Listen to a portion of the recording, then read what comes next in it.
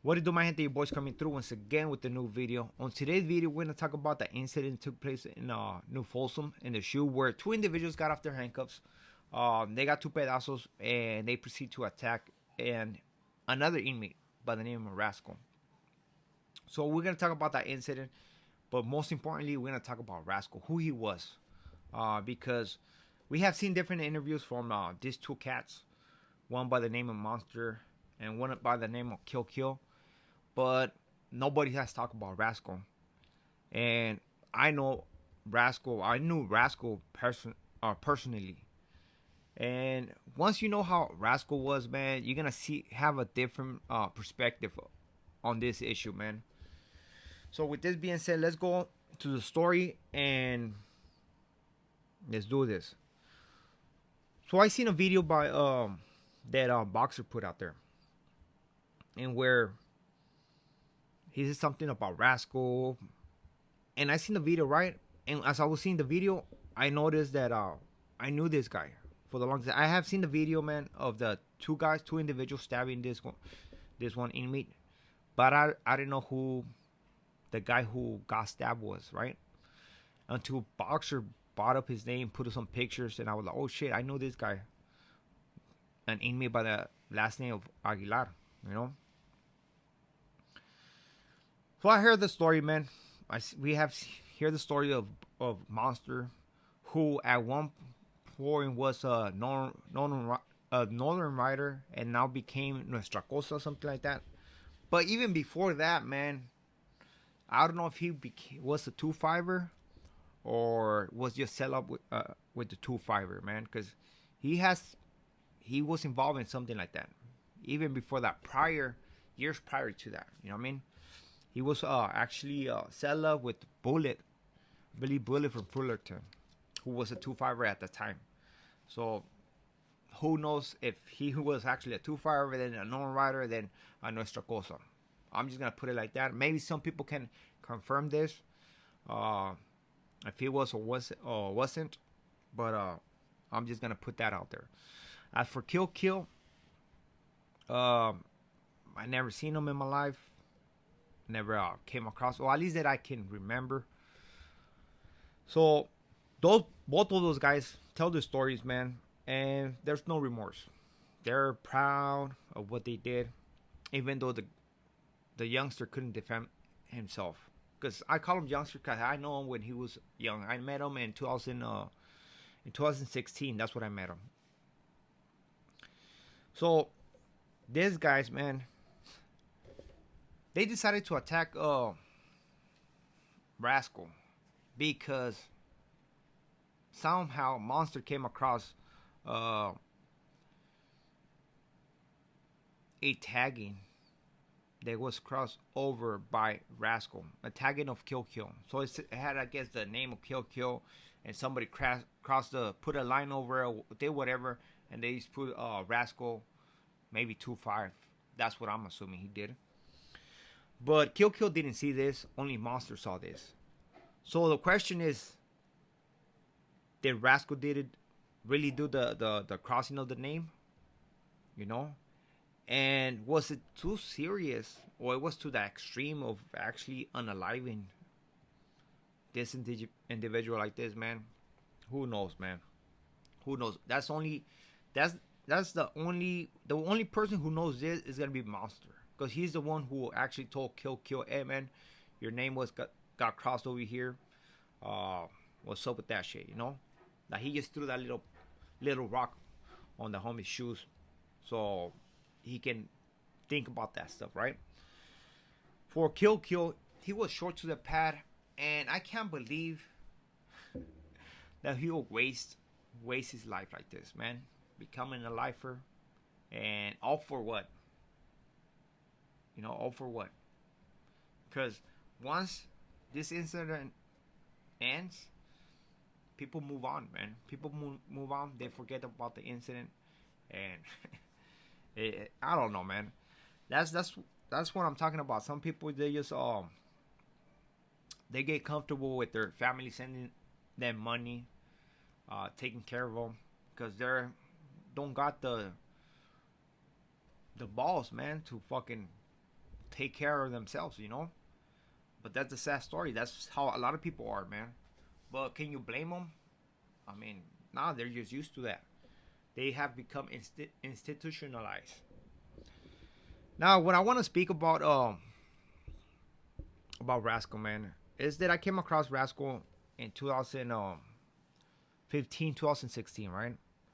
He was in Tehachapi right there. I believe he was in Building 2. And the reason I know him is because I was working in the canteen, man. And he was very cool, man. He always wanted me to fucking get him in line. And I got to get to know him, right? Because I used to go to yard with him. Because I was in one block, so only one and two blocks used to go to yard together. So I got to see how he was, get to talk to him, man. And I'm gonna tell you about Rascal that even though he was a 2-5er, because he was a 2-5er, he was not like that. First of all, he was not a lifer, because he actually was in out of state. He was in a Apache, I think an Apache building. I believe he was in APOD, but he ended up getting in trouble over there in Tehachapi and out of state in Arizona, in La Palma. Got sent to Tehachapi, and eventually got released to 2 block and 4A.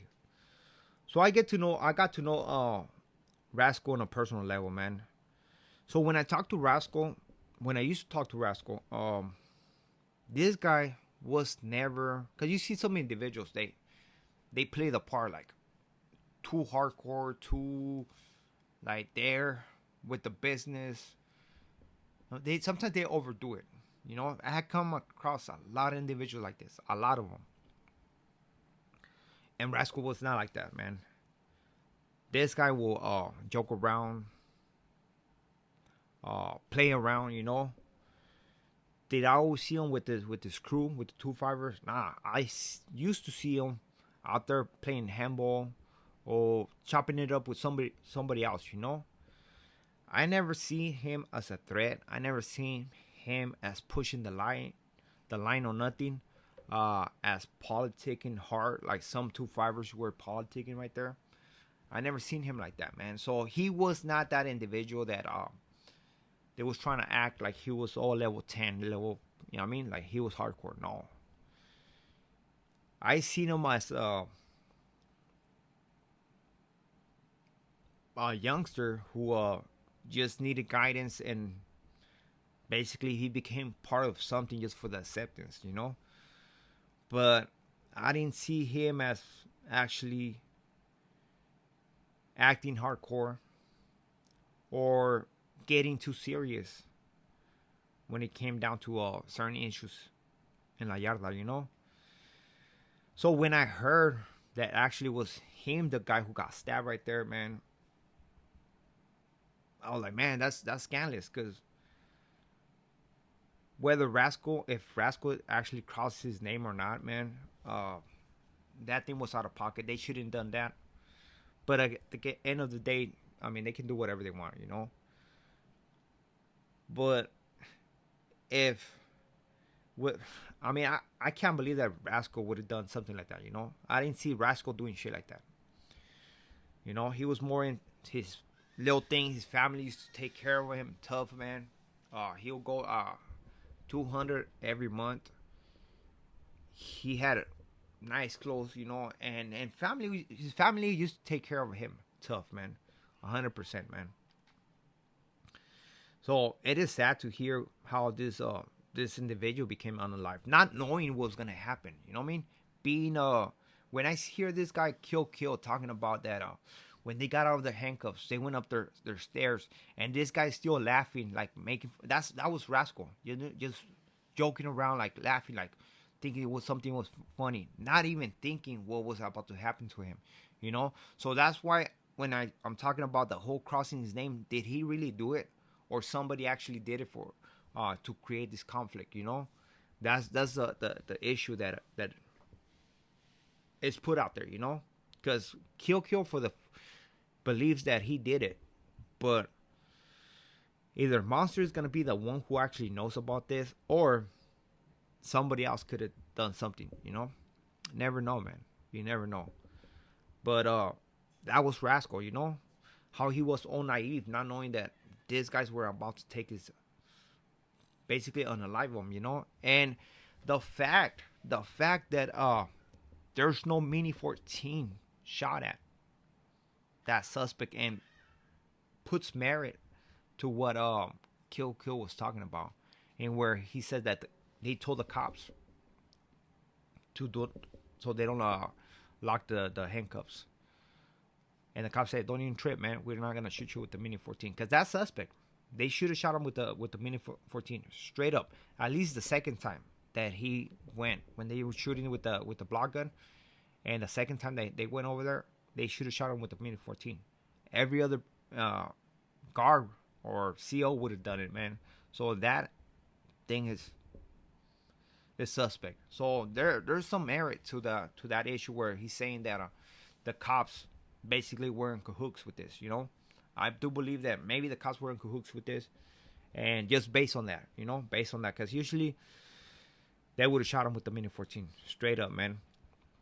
Because the guy is defenseless. He's in handcuffs, and that's nothing to be proud of. You know what I mean? The guy can't even defend himself, so that's nothing to be proud of. Another thing that I want to touch down is that that day room is pointless. Like, why CDCR is letting inmates go to the day room, man? Like, that thing is just pointless. What? So you can sit down and look at the wall? The same thing you're doing in your cell, but now you're looking at the wall with more guys. It makes it that thing makes that environment super dangerous, because we know that people can get out of those handcuffs.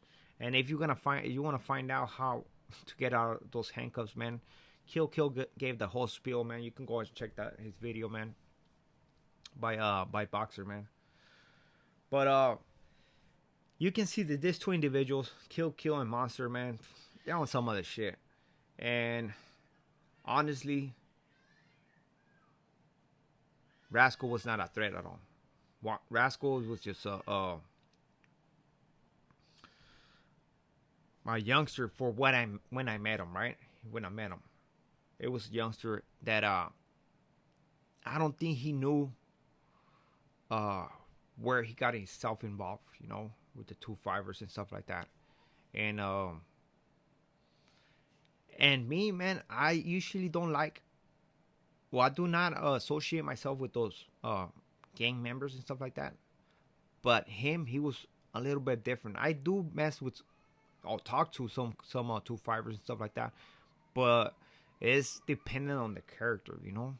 Not everybody, but he was one of them that he was not like that. He was not pushing the line. He was more level-headed, you know what I mean? More like a youngster, you know. Just keep taking life lightly.